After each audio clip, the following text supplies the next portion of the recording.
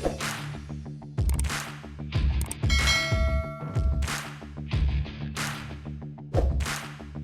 शुक्रिया कि आपने मुझे यहाँ मौका दिया।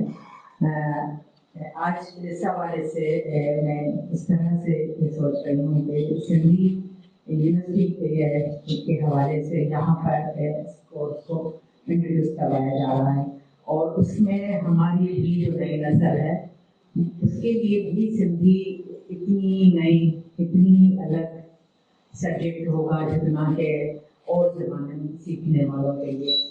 और ये एक बदकिस्मती रही है। हमारे पास सिंध की जो क्वीन है जिनके अभी नाम भी लिए गए, डॉक्टर सिराज और डॉक्टर फैमिला हुसैन और बहुत सारे नाम जो अभी यहाँ पर ये अलामा साहब तक, ये सब सिंधी मीडियम स्कूल से पढ़े हुए थे।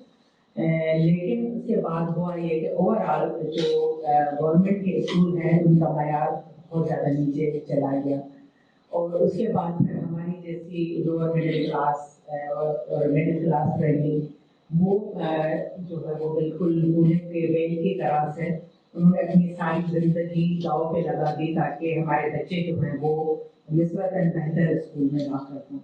और उसमें हम लोगों ने अपनी सकाफत और अपनी ज़बान का एक तरह से बलि चढ़ा दी और हम लोगों ने यहाँ शहरों में आकर अपने बच्चों को अच्छे स्कूल में जिसमें एक क्लास के बच्चे पढ़ते हैं उसमें दाखिल करने की कोशिश की। मुझे याद है एक दफ़ा मैं मुझे साहब हमारे यहाँ आए थे और उन्होंने हमें काफ़ी शर्मिंदा किया कि आपके बच्चे तो इंग्लिश मीडियम स्कूल में पढ़ रहे हैं, इसका मतलब है सिंधी उनकी ज़बान नहीं रहेगी। तो हमने कहा कि हम इस दोराहे पे खड़े हैं कि अगर हम अपने बच्चों को अभी सिंधी मीडियम स्कूल में दाखिल करवाते हैं जिसका मयार जिसमें स्कूल भी टीचर्स स्कूल में आते नहीं हैं और उसके अलावा निसाब जो सिंधी में पढ़ाया जाता है प्राइमरी का वो कभी भी दोबारा से रिव्यू नहीं हुआ। वो बहुत पुराना जो हम जहाँ हमने कहानी छोड़ी थी वही है। तो फिर उस बच्चों का क्या होगा? फिर वो मेंटर करेंगे, फिर हम सिफारिश करेंगे, फिर उनको सिफारिश करके कॉलेजों में दाखिला दिलवाएंगे, फिर हम सिफारिश करके उनको नौकरियाँ दिलवाएंगे। तो हम क्या इसी में रहेंगे? तो फिर हमने अपने बच्चों को और मीडियम स्कूल में पढ़ाया। लेकिन ये था कि हमारे पास कोई भी ऐसा स्कूल नहीं है। हालांकि सिंध में पार्टीशन के बाद हिंदू सिंधी यहाँ से चले गए जो कि एजुकेशन पर जो कि निसाब पर और किताबों पर पैसा लगाते थे, काम करते थे क्योंकि वो एक बिजनेस क्लास जाती थी। लेकिन जो सिंधी थे हमारे पास वो अपर क्लास तक भी थे। लेकिन किसी भी सिंधी खानदान ने कोई ऐसा स्कूल नहीं बनाया जो कि एक क्लास के जो स्कूल हैं उनके बराबर हो जहाँ पर सिंधी पढ़ाई जाए।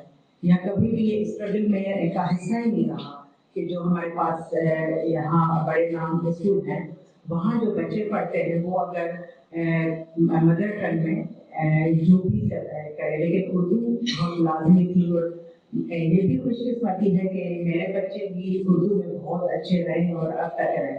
लेकिन हमने अपने बच्चों को जो ज़बान सिखाई है। अब दूसरी बात ये थी कि हमने बच्चों को ये भी बताया कि आपकी ख्वाहिश, आपका डिसीजन, ये सब अहम है।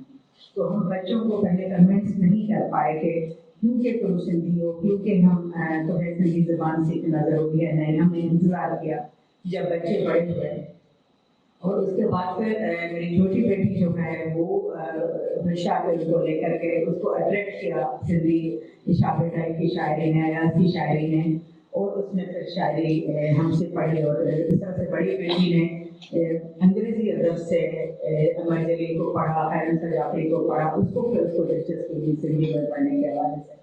तो इस तरह से हमारी जनरेशन काफ़ी जो है वो अगर अभी ये कोर्स जो सीख रहे हैं, मुझे मेरा ख्याल है कि हमारे जैसे फैमिलीज के सिंधी बच्चे भी उसको इतना ज़्यादा शौक से पढ़ रहे होंगे। और मैं उम्मीद करती हूँ कि जो यहाँ से ग्रेजुएट बच्चे जाएंगे या ये सब लोग मिलकर जो इस तरह के स्कूलों में और भी स्कूलों में सिंधी ज़बान को इंट्रोड्यूस करने के लिए कोशिशें करेंगे। Thank you.